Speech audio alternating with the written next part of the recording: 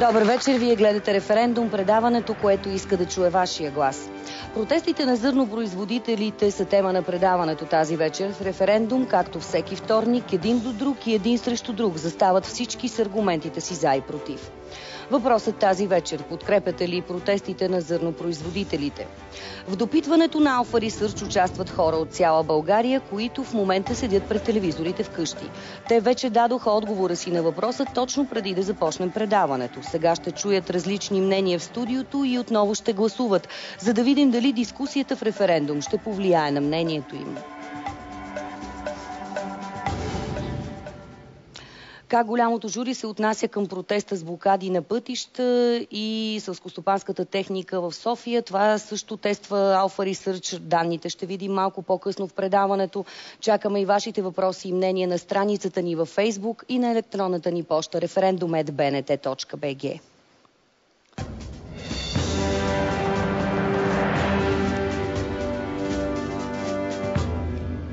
Ето кои са участниците в предаването. Добър вечер на представителите на протестиращите, заместник-председателите на управителния съвет на Асоциацията на зърнопроизводителите. Добър вечер на Радослав Христов. Здравейте и добре дошли. Добър вечер. На Георги Милев. Здравейте, добре дошли и на вас. Вечер. В студиото е и Васил Петров. Здравейте, добре дошли и на вас. Благодаря. Добър вечер и на заместник-министъра на земеделието и храните Светлана Боянова. Здравейте, добре дошли. Добър вечер и на Мария Степанчева, която е секретар на Асоциацията по биволовъдство, и на Цветан Филев, председател на Асоциацията на тютюнопроизводителите 2010, две организации, които не подкрепят протеста. Време е да дадем начало на дискусията.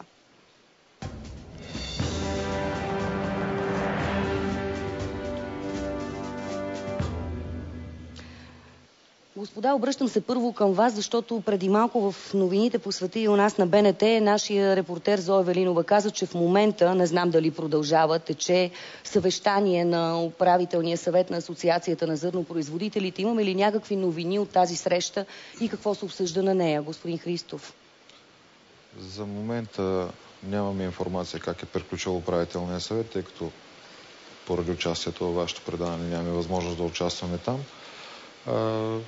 Бяха емоциите преди да дойдете? Един от въпросите е как е проминал протеста относно чисто организационен план, за утре също, комуникация с организаторите по места, плюсови и минуси се отчитат съответно от протеста, оценка на отношението на изпълнителната власт към протеста. Това са нещата, които тази вечер ще се разглеждат. Това, което казвате, означава ли, че смятате да продължите протеста? Да, за утре си е обявено по същият ред, същите часове, както и днес, за да не повтарям. В столицата ще се продължат така нещата. Знаете, че имаме, в кавички казвам, разрешение за 2 дни, тъй като в четвъртък вече има държавни мероприятия. Трябва земеделската техника да напусне центъра на столицата. Това е договорено с общината. Остава чисто организационно. Утре да се уточнят и часовете, така че минимално да възпрепятстваме гражданите на София. Мисля, че така го направихме и снощи, когато земеделската техника влизаше в София. Едва ли столичани разбраха, че в центъра на София има земеделска техника. Дайте сега веднага да чуем от срещната страна. Госпожо Боянова, протестът днес е в София. Имаше среща с земеделски производители, но асоциацията не присъства на нея. Какъв ще бъде следващия ход от ваша страна? Тази среща беше отново една изява на нашето желание диалог да има по темата. Такъв беше поискан неколкократно и от колегите от Национална асоциация на зърнопроизводителя. Факт обаче, че днес те не присъстваха на срещата. Следователно, диалог явно не се търси. Сами чухте, че протестите продължават и освен да потвърдя позицията на правителството по въпроса, към момента друго не мога да изразя. Позицията е ясна, а именно бюджетът за 2012 година, така както е предложен, с намалени средства специално за схемата за национални доплащания към директните плащания на площ, към европейските субсидии, ще бъде в вид по-малък, отколкото е заложен в финансовата рамка за 2012, колегите са едни от подписалите тази финансова рамка. Тя е подписана, нека да припомним, от браншовите организации в сектора, животновъди, картофопроизводители, кооперации, Българска асоциация на фермерите, животновъди и така нататък, оранжерийната продукция също. И политиката, която това правителство води с тази финансова рамка, с този бюджет по-скоро, е следната. Ние сме в финансова криза, отчитаме го, разбираме го. Необходимо е ресурса, който се предвижда за земеделие, който е повече от миналата година, да бъде разпределен правилно. Това смятаме ние да поддържаме от тук насетне наистина справедливо разпределение на средствата за земеделие. Господин Милев, приемат ли зърнопроизводителите тезата, че следващата година трябва да е така, че да се даде и на другите земеделски производители, които имат затруднения? Категорично приемаме тезата, че трябва да се даде. Ние неколкократно, след като разбрахме, че финансовата рамка ощетени са единствено зърнопроизводителите, т.е. хората, които получават субсидия на единица площ, категорично сме за такава помощ. Никога не сме искали нещо подобно. Това, което се опита да направи министър на земеделието, събрание на една пресконференция и вика, това са парите, хай сега делете ги. В такава полемика няма да влезем и никога няма да бъдем въвлечени. Искам да отговоря на госпожа Боянова.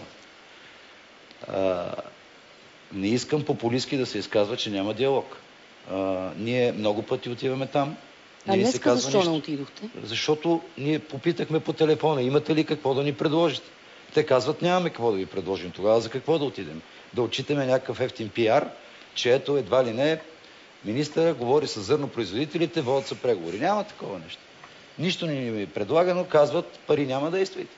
Това е, щом пари няма, действайте, ние искаме оставки. А пари няма или пари има, ама без тези 200 милиона? Пари има. Повече. Пари има, но... В смисъл, отново... пари няма, съществува ли? Пари няма за плащане на единица площ. Това е най-голямото перо, което и Европа финансира земеделието като цяло в цяла Европа, така и нашия бюджет. Колегите в Румъния? Колегите в Румъния получават 16 лева национално доплащане. Ние получаваме 2,50. По принцип. Получава се приказката не как ще ги стигнем няма. американците, вече как ще ги стигнем румънците. Реплика от вас и след това, госпожо Тапончева.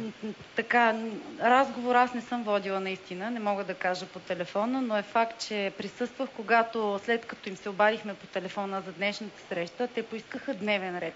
И тъй като казахме, че няма дневен ред, те казаха няма да дойдем. Което естествено много несериозно. Дневния ред го обявиха те с протестите.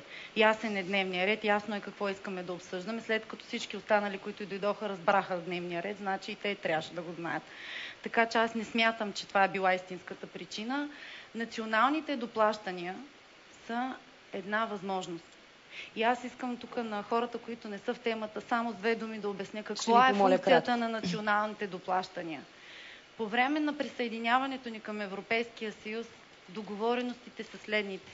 Всяка година се увеличава европейската субсидия. Така че 2016 година да получим пълния си размер финансови средства, само подпомагане на площ, само с европейски пари. До тогава обаче, поетапно, тази година 50 на 50, до година 60 на 40, 70 на 30, така, се дава възможност, тъй като пълният размер всъщност представлява размера, който е част от това, което получават европейските фермери. Ние никога това не го отричаме. Те получават повече, наистина, факт. Само, че националните доплащания, националните доплащания са една възможност за страната членка.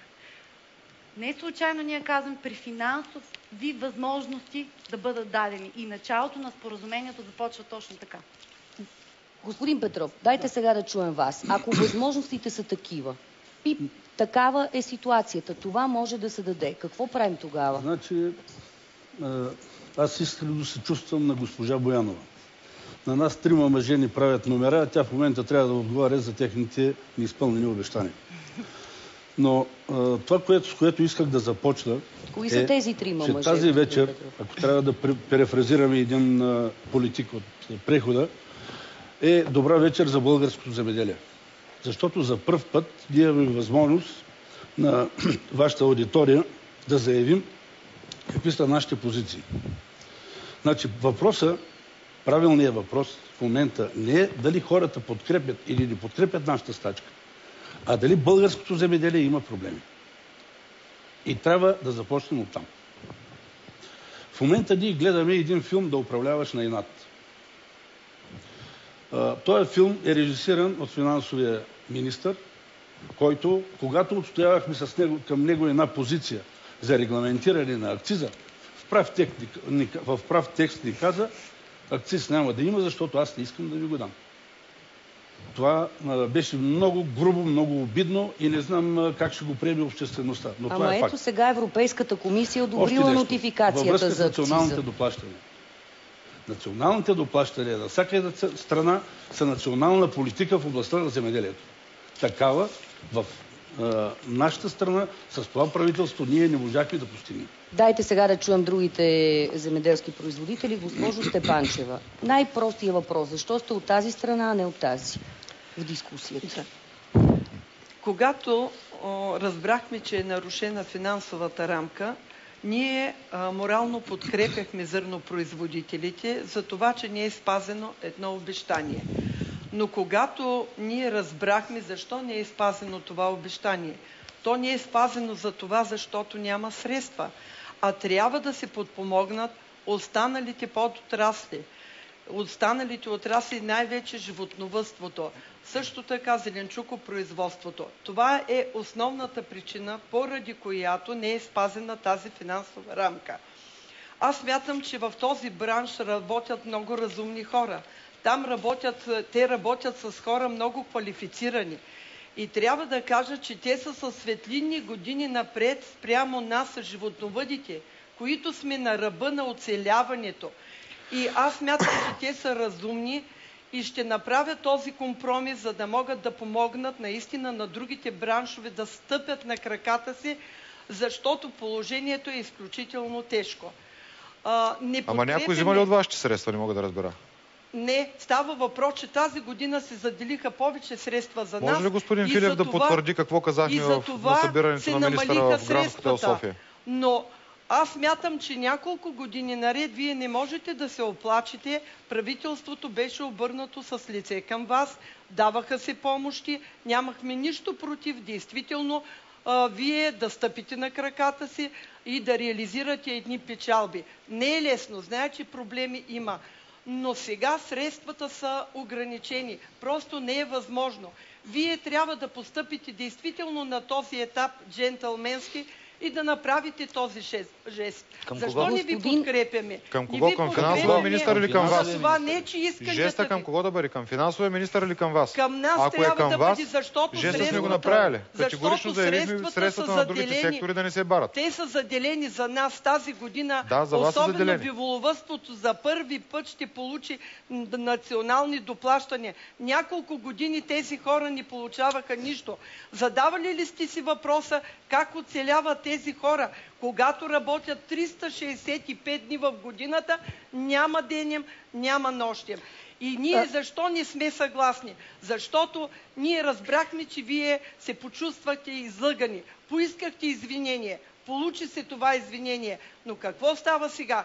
Започва ескалиране. Искаме оставка, искаме пари, искаме това. Дайте, госпожо Степанчева. Господин Милев, един въпрос към вас, който от наш зрител... Почувствали, ние сме излъгани.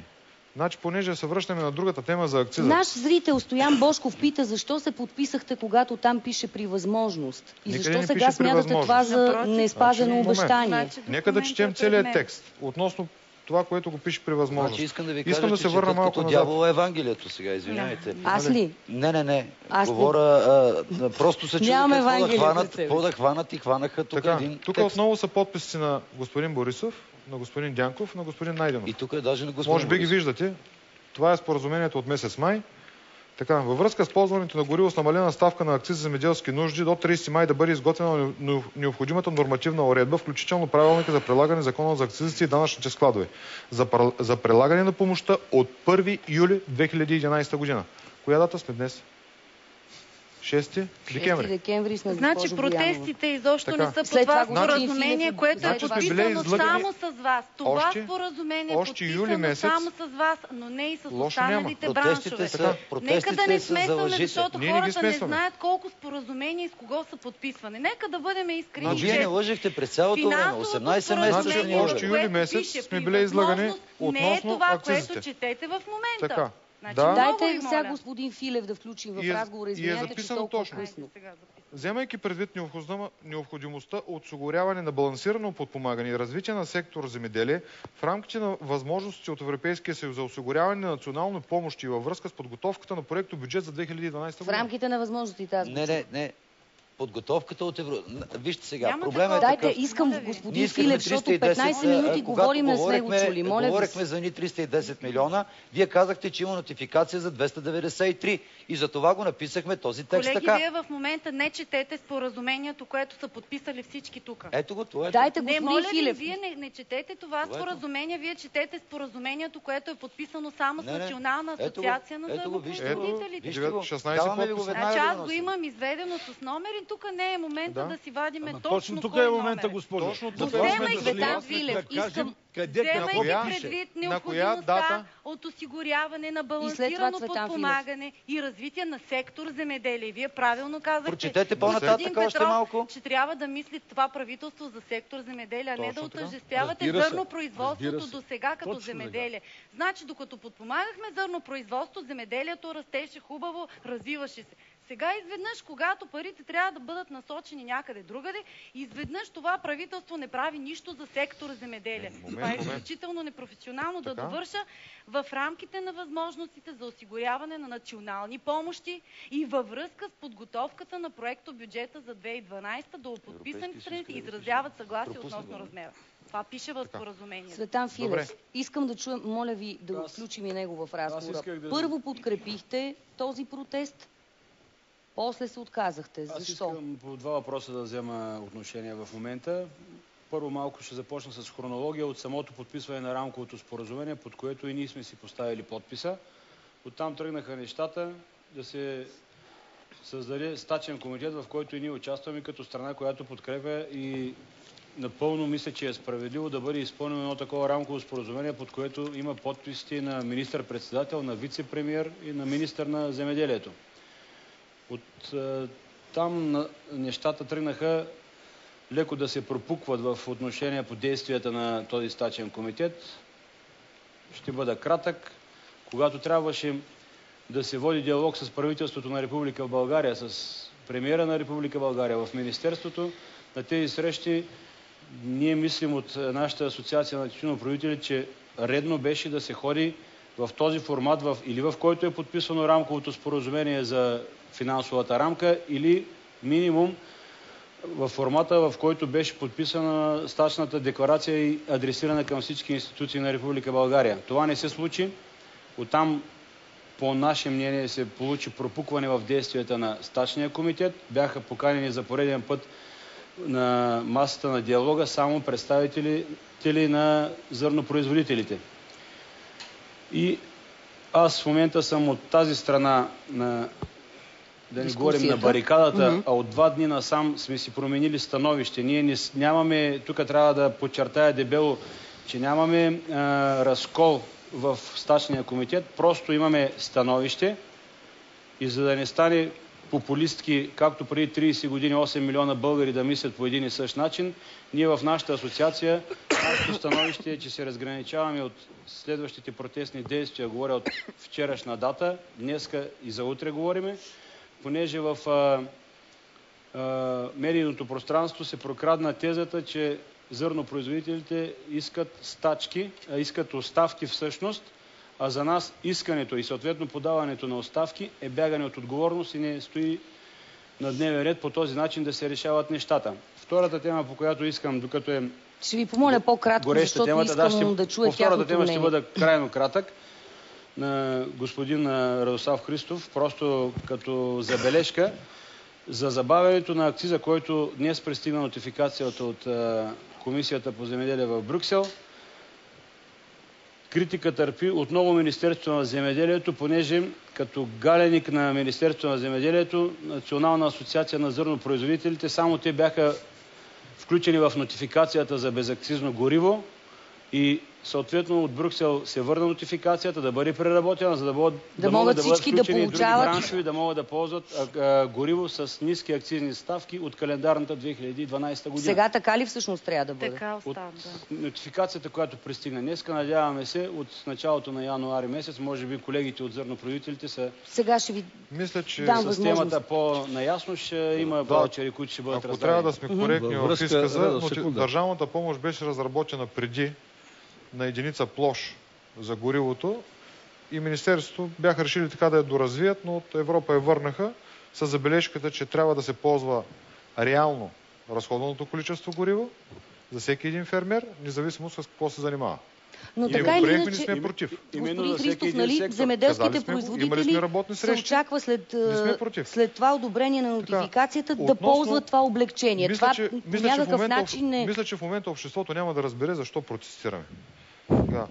Госпожа Боянова има изходящ номер. На коя дата е изходящия номер на финансовата рамка с всички браншови организации? Тя, нали, пред вас изпитвате ли? Всички знаем много добре. Нямам изходящия номер в оригинала в себе си, затова питам. Споразумението 14.9. Какво значение има изходящ номер? изходящия? Това е наша вътрешна кореспонденция. Така, нали? изходящия номер, когато се разписаха всички, от 29 септември. Така, на 29 септември министър Дянков полага подписа под една финансова рамка за сектор земеделие 3 седмици преди изборите, която се казва, тези сектори ще бъдат подпомагани така. При условие, че...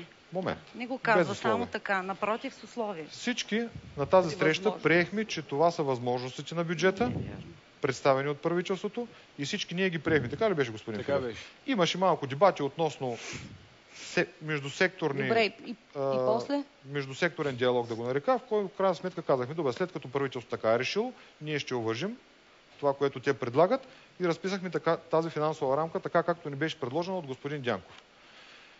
Какво се случва няколко дни след изборите? Господин Дянков казва, съжалявам, обаче тази финансова рамка в частта и подпомагане на единица площ, или както се казва за зърнопроизводителите, след малко ще обясним на зрителите защо е за зърнопроизводителите, казва, това не можем да го изпълним, защото поп Андрео ни е виновен.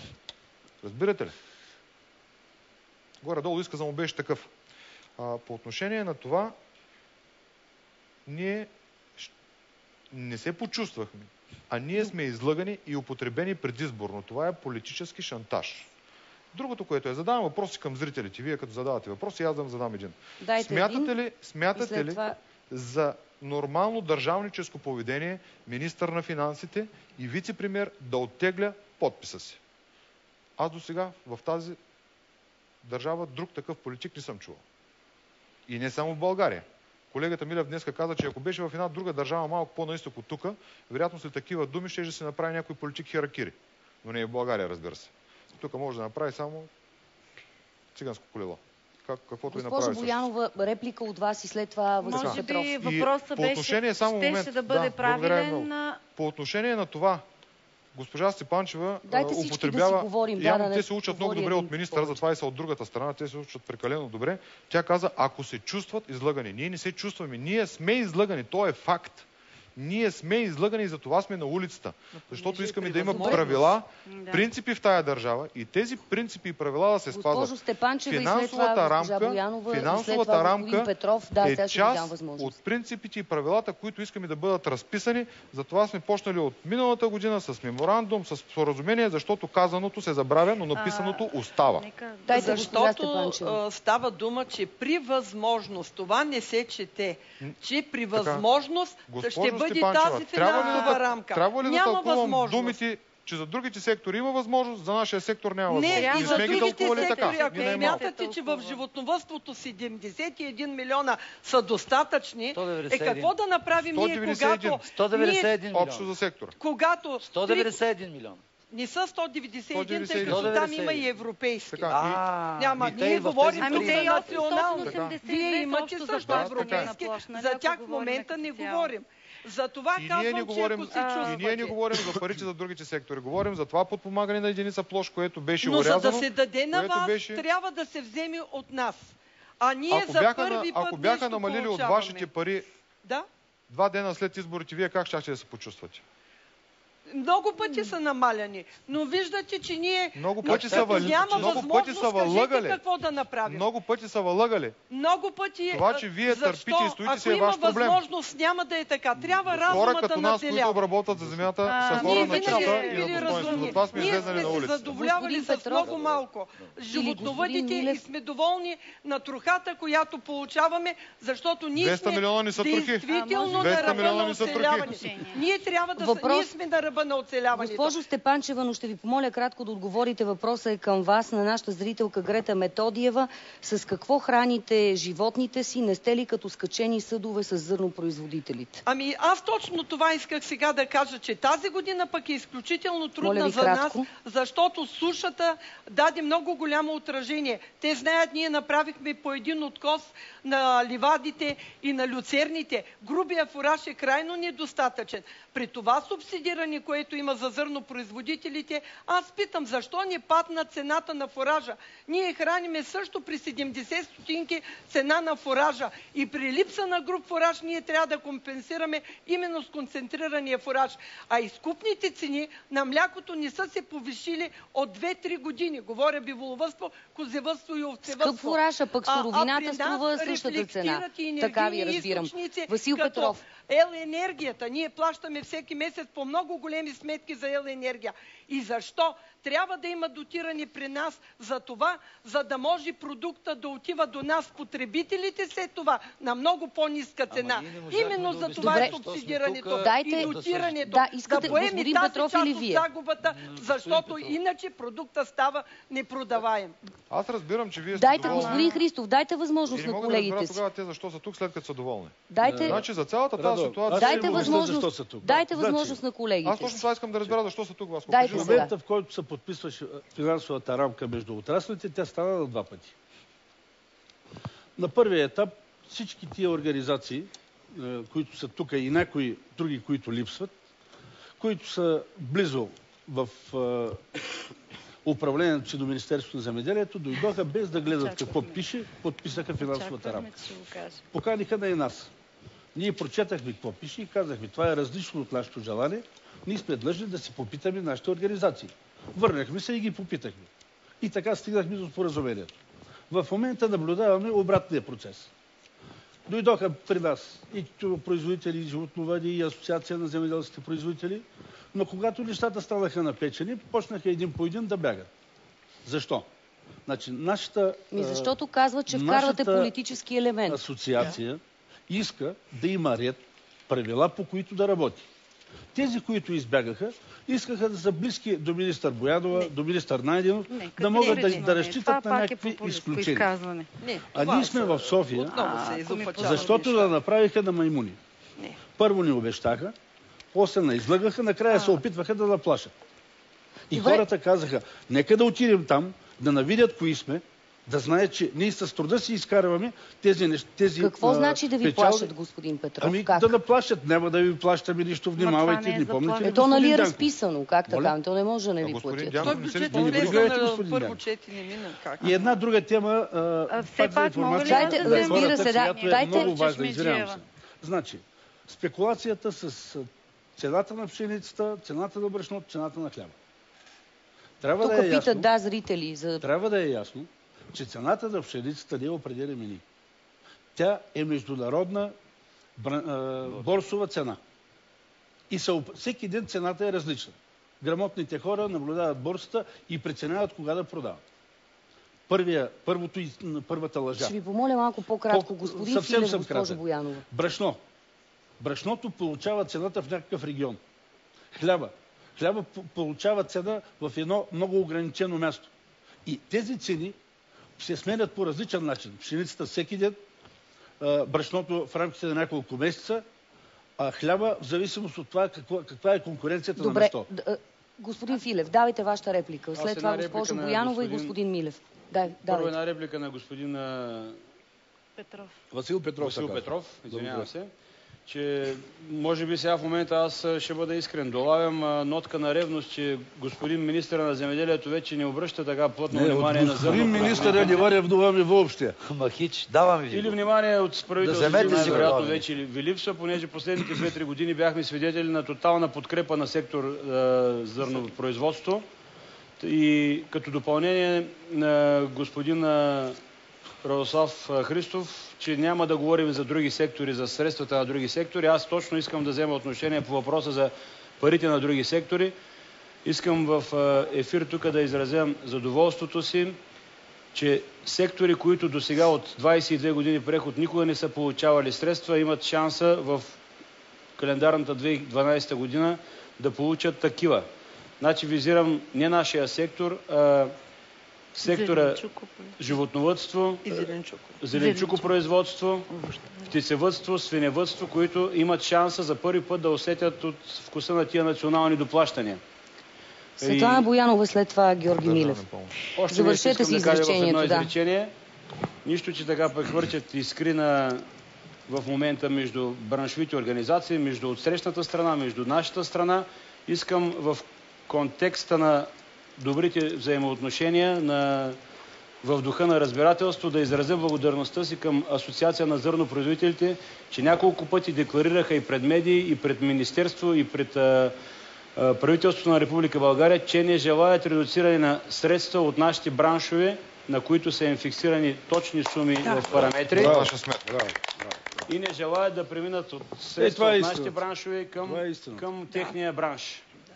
Светлана Боянова, реплика и след това Георги Милев. След това само да кажа няколко неща. Значи изчаках ви предния път, не съм си отворила устата от това, което искам да кажа, че в момента министъра употреби да възложи пред него, вие да го защитава, че ми стои да е тук в момента. От името на министъра аз съм тук и моля да имате уважението към мен. Нищо, че съм жена, нищо, че съм майка, аз все пак съм от този кабинет. Така че, моля да не ни делите на министри и заместник-министри. Аз в момента представлявам позицията на правителството. И искам тук пред всички хора да кажа следното. Не дейте да изкарвате така, вие сте разумни хора, показвате го, че мислите, четете. Не изкарвайте така, че някой ви е дошъл и ви е предложил. Най-малко беше вице-премиера Дянков да ви предложи финансова рамка. Не дейте така, не беше така. Вие сте дошли, някой ви е довел, седнал ли сте и сте се подписали? Такова нещо няма. Значи всеки си чете това, което подписва. Трябва да чете това, което подписва. На второ място за цените. Много се радвам, че обърнахте темата в цените. Аз за това и недоумявам защо непременно трябва субсидиите да бъдат обвързани с цените. В смисъл, най-накрая някой да каже нещо пазарно. Това е пазар. Пазара на зърно е пазар. Защо разчитаме единствено и само на субсидиите? Го правим на голям проблем. 3 лева... Момент, нека да се изкажа. Значи 3 лева, които са по-малко, 3 лева са граждани. 3 лева на декар по-малко на декар спрямо миналата година. Или спрямо миналата година? От обещаното значи, миналата година взимахте по 28 лева и 70 стотинки, за следващата година 25 лева. Намалението е с 3 лева на декар. В началото на вашите протести, не е вярно, в началото на вашите протести, вие сами казахте, че не сте за 3 лева. Мога да извада от БТА, всички това са ваши думи. Не сте за 3 лева. И то е факт, защото действително, господин Милев, ще ме изчакате. Много моля, действително да говорим за конкурентоспособност. Вашата конкурентоспособност не се определя от субсидиите. Не се определя от субсидии. Субсидиите са в помощ, в подкрепа на вашия доход. Тоест, вие трябва да можете този бизнес да го въртите, образно казвам. И без субсидиите, те трябва да ви подпомогнат. И на трето място, как изведнъж се сетиха днес и от вчера да повтарят едно и също, което аз лично не го разбирам. Изведнъж искаме ясни правила за сектора. Кои ясни правила? За какви оставки? Кога стана ясно, че правилата не са ясни? Да поискахме оставка за това. Аз мога да ви дам, госпожа Боянова, над 100 примера за липсата на правила. Мога да ви ги дам и ви казвам директно. В момента имаме много презастъпвания заради това, че за 2 години вие 5 пъти променяте слоя за допустимост в програмата, по която се очертаваме. За 2 години 5 пъти го променяте. За 2009 година всичките дела, които подадохме, ги спечелихме. И вие много добре го знаете. Не познавайки регламентите, не написахте актове. Аз следващия път ще донеса да ви покажа как съм спечелил делото. И всичките дела сме ги спечелили, защото не познавате регламентите. Така. Следващото нещо, което е. За разлика от вас, които очевидно ги познавате. Имаме според закона за ползване на земеделски земи, член 37, трябва да правим едни доброволни споразумения за земеползване в землищата. Сега отиваме да ги представяме тези доброволни споразумения. Какво означава това, господин Милев? Прощавайте, защото не е трудно да се ориентирам. Това е, когато в едно землище има 3 или 4 ползвателя на земя, те се събират доброволно преди началото на стопанската година и разпределят землището съгласно правното си основание, кой какви парцели и масиви ще работи. Това е член 37. Миналата година имахме направени такива споразумения. Сега отиваме да ги показваме като правно основание, защото вече го има като наредба и се оказва, че службите на госпожа Боянова, областните служби по земеделие и гори, не са пуснали заповед по член 71 и не ни признават тези доброволни споразумения.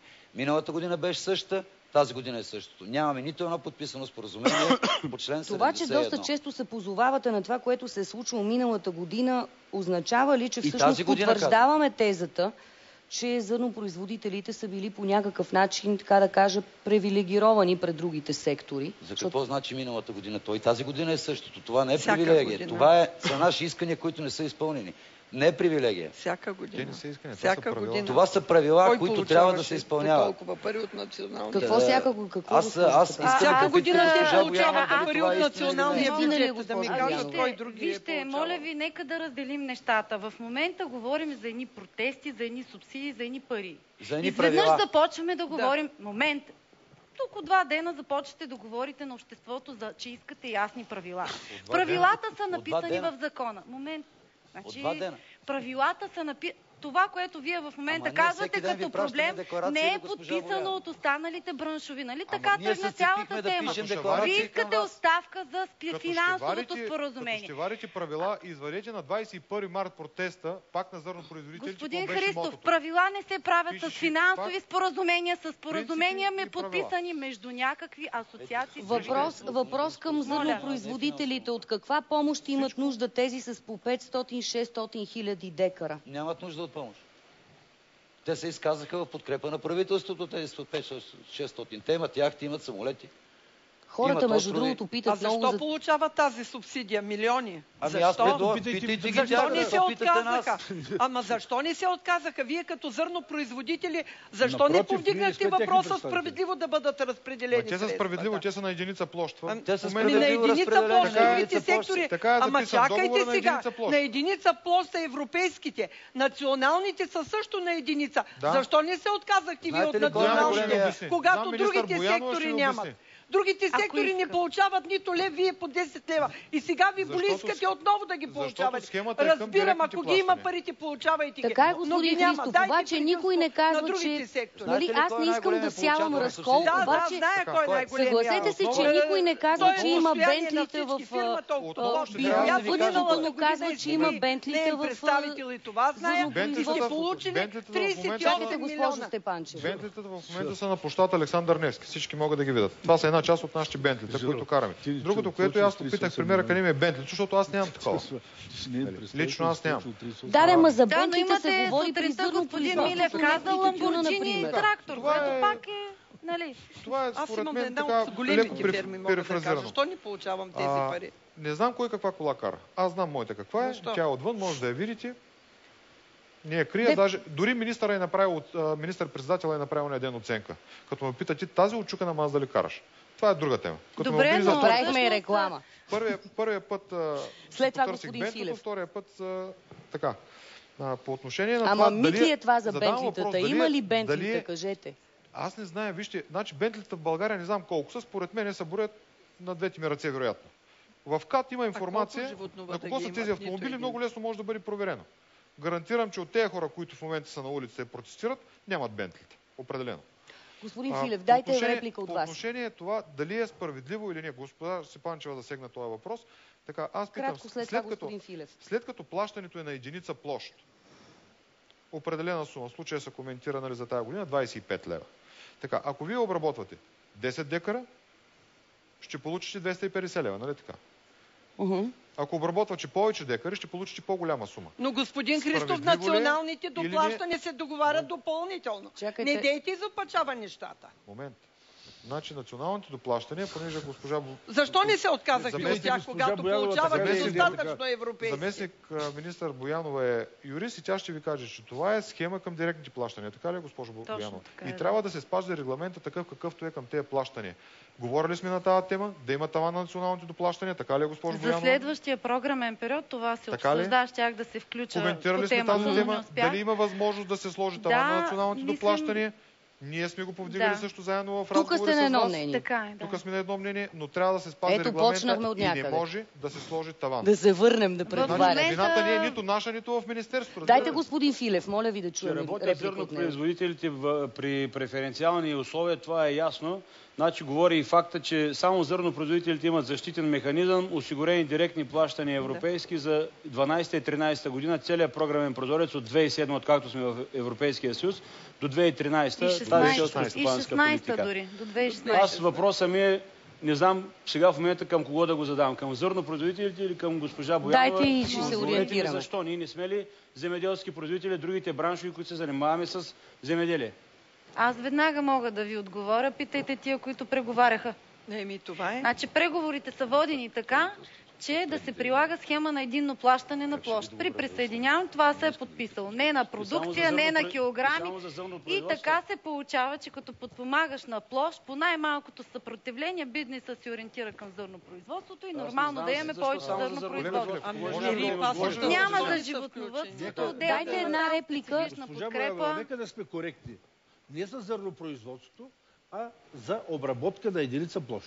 Но по-голямата си част касае зърнопроизводство. Даже в 99% мири и пасища не получават национални зеленчукопроизводители. Не е наша вината, вие разбрахте. Не е тяхна, не е наша, наистина е факт. Така както са водени преговори. Има обаче един въпрос, господин Филев. че зърнопроизводителите са били благодетелствани при предни правителства, при сегашно правителство. Искате ли да ви кажа нещо? Защо при бъдещето такова? Само две думи. Тъй като е ясно, че схемата на единно плащане на площ европейските пари действително се насочва предимно към сектор зърнопроизводство, ние затова променяме курса. Поне като не можем с европейски, защото така е договорено, националните пари да ги разпределиме на останалите сектори. Това е единственото логично и справедливото. Това е справедливото. И това е справедливото. Само по отношение на изказа за зърнопроизводство, нека и на зрителите да стане ясно. Ще дам един елементарен пример. На привилегиите, господин Христов. Да, за привилегиите, за които господин Филев каза, че са на зърнопроизводителите. Знаете ли в Тунис колко процента от земята е засята с пшеница? Не. Сега, ако знаете. Не знаете. Аз знам колко тютюн се произвежда в цялата европейска общност. Така. Значи в Тунис е около 5% пшеницата. От общо обработваема площ, но пък, примерно, да кажем, около 30% имат маслини. Примерно. Вероятно, тъй като природоклиматичните условия го позволяват. Знаете ли колко процента е зърнопроизводство във Франция? 85% от площите във Франция са засяти с зърножитни култури. В Гърция, примерно, са 70%. Това е специфика и на географския регион. Тук нямаме маслини, нали? Защото не стават, не виреят. Да, господин Христов, но имаме овощарство, имаме тютюнопроизводство, имаме животновъдство. Това искам да кажа, че тази цифра, около 80% от площите за зърнено-житни култури не е само в България. Тя е в цяла Европа. Факт и това се преосмисля вече за следващия програмен период да не бъде така, защото очевидно не е правилно. Но искам да питам, ако примерно имате 100 декара засяти с домати, ще получите ли подпомагане? Да. Ако имате 300 декара с памук, ще получите ли подпомагане? Да. Но самата пазарна конюнктура или се идва оборота, не го определяме ние. Ако имате с пшеница, какво искате да кажете? Че ако имате с пшеница, по-лесно и повече пари, така ли? Дали е по-лесно, значи който желае, нали, ще му намерим земя. Аз питам, аз не казвам, че аз мога да кажа, далеч съм от тази мисъл. Просто не искам да се ориентирам в примера. Ако трябва да гледаш, примерно, една крава, получава субсидия на единица площ. Точно. Само тютюнопроизводителите са на модерен режим. Всички останали. И това понятие зърнопроизводители се появи вследствие на създаването на нашата асоциация, която имаше за цел да се осъзнае проблемите в национален мащаб, която изгради 24 регионални структури, реални от работещи хора, а не от такива с бедните и прочее. И ние се опитахме тези проблеми, излъчихме легитимно представителство на тези хора от цялата страна и започнахме диалог с правителството. И понеже Асоциацията на зърнопроизводителите и той си вървеше. Облагодетелствани зърнопроизводители. А всъщност това са единствените хора, които са опитали да се осъзнаят проблемите и да търсят тяхното решение. Само едно изречение. Да. След това аз искам да кажа, че аз също обработвам 1000 декара земя и имам ферма от 350 бивола. И трябва да ви кажа, че аз много добре виждам какво значи да работи земята, какво влагаш, колко време си ангажиран, колко време си почиваш и какво значи в животновъдството. Казах 365 дни в годината, няма зима, няма лято. Зимата, когато е най-тежко, трактора не пали, водата замръзнала и така нататък. А зърнопроизводителите през това време, включително и аз като човек, който обработвам земята, не влагам нищо, освен едно наторяване на рано на пролет. Така че вие трябва действително да го осмислите това. И сте разумни хора и трябва разума при вас да наделее. Добре, няма как да се отрече. Действително този сектор е много ощетен. Той е на ръба на оцеляването. Трябва да видим резултати. Той е на ръба на оцеляването. Вижте, понеже стана въпрос за Бентлита, да ви кажа ли, че имам няколко приятели животновъри, които карат автомобили над 300 000 лева, примерно. Животновъри, да. Вие бедните животновъри мислите, колеги, че нямате Бентлита. Колеги, отричате ли, че до сега наистина имената сте назовали подпомагане? госпожо Боянова, ваши приятели колеги, също. Кажете и на министър Найденов животновъри. Отричате ли, че до момента действително на хектар се получава най-много подпомагане и че в по-голямата си част е предназначено? Отричаме ли го? Това са фактите. Дайте господин Милев Отричаме ли го? Добре, отричате ли го? Имаше ли подпомагане до момента? Вземете вие тук отношение. Разбира се, че имаше. Нека да си говориме. След лъжата нямаше. Господин Милев, след това вие. Може да се види каква субсидия получавам аз, която пледирам, че имам една от големите ферми. И нека да се види един равнопоставен на мен зърнопроизводител, какво получава и нека се публикува. Дайте господин Милев, моля ви. Както в България, така и в Европа. Нека да чуем него след това вас. Както в България, така и в Европа няма сериозен животновъд без да гледа земя. Моля ви да дадем възможност на господин Милев. Аз мисля, че наистина избягахме от темата. Темата беше протестите. Да. И дали сме излагани? Темата дали подкрепят нашите протести. Ние говорим тук с едни хора, които са ни доведени тук, според мен, е само да не си говорим за съществото и за проблемите. За мен проблема е такъв. Господин Милев, проблема просто има различни точки. Ето отново пак показвате. Нека да чуем господин Милев. Ние имаме един министър на земеделието, който ни лъга през цялото време. И имаме един министър на финансите, който мрази бранша и го показва с всякакви средства. И имаме обещани 1 милион неща неизпълнени.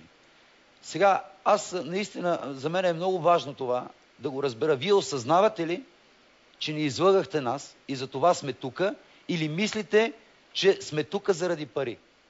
Аз честно казвам, не знам за какво сте тук. Нещо... Ако обществото е разбрало за 3 дена, вие първо казахте не сте за 2-3 лева. Не сте за това. След това казахте, тази сутрин включително господин Христов потвърди, намерете ни парите, дайте ни парите. С Николай Киров подарик радио, съжалявам, пак по същия начин не разбрах. Един път оставки искаме, не искаме оставки. Днеска подарявате галоши. Значи аз лично ще се радвам да разбера последно вие какво искате. Последно искаме оставки, ако ще ги давате, ги давайте и вече няма да говорим за пари. Първо вие принизявате, пак сте вие и всички останали. Господин Филев, реплика.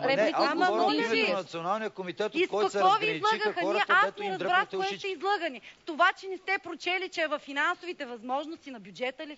Това ли ви излъгахме? Вие ни изкарахте, че сме неграмотни. Аз бях на срещата, при която вице-премиера изрично ви каза, това не е част от бюджетната процедура. Това споразумение аз ще го подпиша, щом желаете. Но това не е част от Бюджета се приема от Народно събрание. Това е една много хубава база. Ние също стъпихме на нея. Искаме да се случи. Но не случайно е написано това изречение. Не случайно. Цветан Филев, през това време само да кажа секунди хората да започнат да гласуват, за да има време да обработим резултатите. Една кратка реплика на господин Милев, че на неговата теза, че ние тук сме доведени, аз лично смело заявявам, че аз съм дошъл сам. Никой не ме е довел тук. Аз съм дошъл по собствено желание да изразя становище.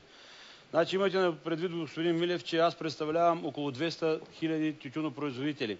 Ние нямаме трактори. Ние имаме всъщност 200 000 трактора с по 2 крака и 2 ръце. Това са нашите трактори на нашата членска маса. Имайте го напреди това и се отнасяйте с уважение, ако...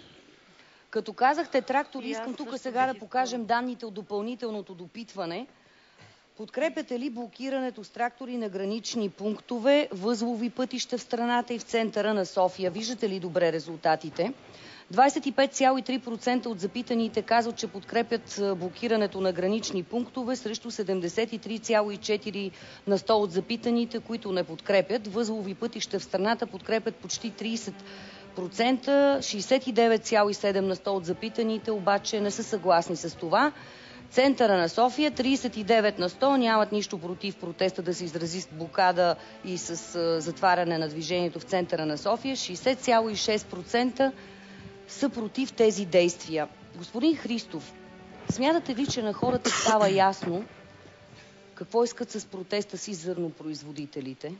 Не мога да отговоря на този въпрос. Виждаме тези резултати. Вероятно трябва да се направи отново едно социологическо изследване, доколко е станало ясно на обществото, защо протестираме и защо не. Относно това, което каза господин Филев, тъй като ние знаем как се обработва земя, уважаваме труда и на вашите колеги. Действително е много по-труден, тъй като при вас механизация много по-трудно може да се използва. Знаем го това нещо. Предполагам, че ако имахте възможност да използвате механизация и вие бихте направили като нас и бихте я използвали, в крайна сметка на всеки един човек стремежа е към по-висок стандарт и към по-добра технология, както в техническо отношение, така и като агротехнология и така нататък. Относно пак темата, която сме тук за протестите. Много неща се изприказваха. Аз лично не можах да разбера позицията на отсрещната страна, визирам изпълнителната власт, в крайна сметка ние дали сме излъгани или не сме излъгани. Доколкото разбрах и при самото извинение на министъра, той каза, аз се извинявам, ако те смятат, значи той не смята, ако те считат или смятат, че са излъгани. Значи ние го потвърдихме, то е записано, има документи, че ние сме излъгани. Това, което вие казвате относно възможностите на бюджета. И относно искане на господин Дянков тогава на среща, той каза така, че според него, това го казва финансист номер 1 на България, според него не било правилно да се прави първо финансова рамка, а след това да се прави бюджет. Да. Така. И е факт. Тогава да питам аз, как Европейската комисия прави първо финансова рамка за обща селскостопанска политика 2014-2020, 8 години напред, и след това си приема бюджетите, а господин Дянков работи на някакви други... Това не е вярно. Господин Дянков работи на някакви американски принципи. Успоредно с процеса на реформа на ОСП се направи многогодишна финансова рамка. Ако прочетете документите, които са 2000 страници някъде, ще ви стане ясно, че то се прави успоредно с оценка на въздействието, която реформата на ОСП ще допринесе. Но има финансова рамка. Ма те се движат успоредно, а не преди или след. Финансовата рамка във вида, в който я подписаха, вие както я подписахте и всички останали, не е финансовата многогодишна рамка, която комисията прави. Аз не мога да разбера защо ги отъждествявате. Там, това е по регламент, къде пише, че трябва да се създаде в какъв срок. Няма принцип, няма никакви закони, които да ме задължат. Записани процентите, как се разпредели всичко. Докато има регламент, трябва да има финансова рамка. Прекъсвам ви, защото, прощавайте, но това е някакъв сериозен детайл. Има обаче един въпрос, който струва ми се, че вие трябва да вземете отношение. Защо се облагат с данъци европейските субсидии и данъка, който вземат от тях, не е ли равен на националните доплащания, които уж ни дават? Не, подобни сметки аз лично не съм правила и няма как да ви отговоря за данъчното облагане. Това е политика наистина по данъците, в която аз не съм компетентна и считам, че като не ми е ясно нещо или не съм достатъчно вътре в материала, не трябва да го коментирам. Добре. Но само аз искам леко да едно изречение, трябва да видим резултати. Трябва да видим резултати и след това ще ви дам възможност. Нека само да обърна внимание на въпроса с тракторите, понеже не можах да се включа в тракторите. Тези трактори са още една всъщност опция за получаване на субсидия в този сектор.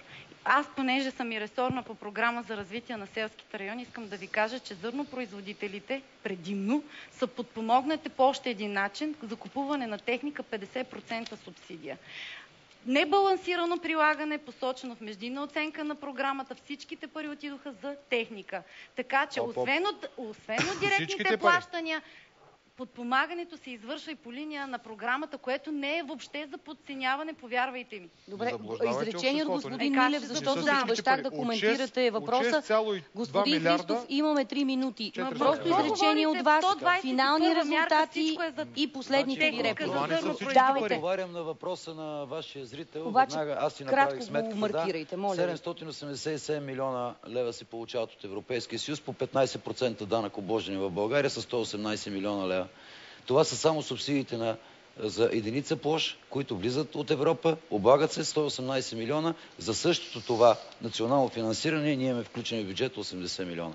112 получаваме 80. Не искам да казвам за акциза, че всяка година ние плащаме 150 милиона, данък печалба 186 милиона, ДДС 120 милиона. Общо ние вкарваме в държавата 574 милиона, като преки данъци вкарваме в държавата, плюс 775 милиона даваме на хората, които са собственици на земя в България. Добре, благодаря ви за това уточнение. Моля ви въпроса да видим финалните резултати. Подкрепяте ли протестите на зърнопроизводителите? 51,8% от запитаните казват да, 45,6% не, 2,4% се колебаят и нямат мнение. Да видим сега резултатите в София и страната. В страната чувствително по-висок процент на хора, които застават зад протестите. В София обаче обратното. Повечето от тях като че ли не ги разбират. Повече са и хората, които се колебаят. Да видим сега как отговориха голямото жури на този въпрос преди да започнем предаването. Виждате данните от тогава. 2% от тези, които са подкрепяли протестите, в края на дискусията се разделят. Един от тях отива към въздържалите се, а един към тези, които не подкрепят протестите. По едно изречение за финал. Господин Филев, да започнем с вас. Просто едно изречение, с което приключваме дискусия. Значи целият сектор имаше морална подкрепа от тютюнопроизводителите до момента, до който не се поискаха да бъдат подавани оставки. Значи ние по този въпрос се разграничаваме тотално от колегите от Асоциация на зърнопроизводителите и може да е парадоксално, ние ви призоваваме за пореден път, нека да обединим сектор земеделие, нека да се обединим всички асоциации, да имаме единомислие, да имаме единодействие в борбата за следващите години, за да бъде секторът здрав, да има прехрана на населението, да има работа и нека да бъдем сила. Това е, което мога да кажа. Господин Петров, на какви отстъпки сте склонни? В едно изречение. Мисля си за ефекта от нашия разговор тая вечер.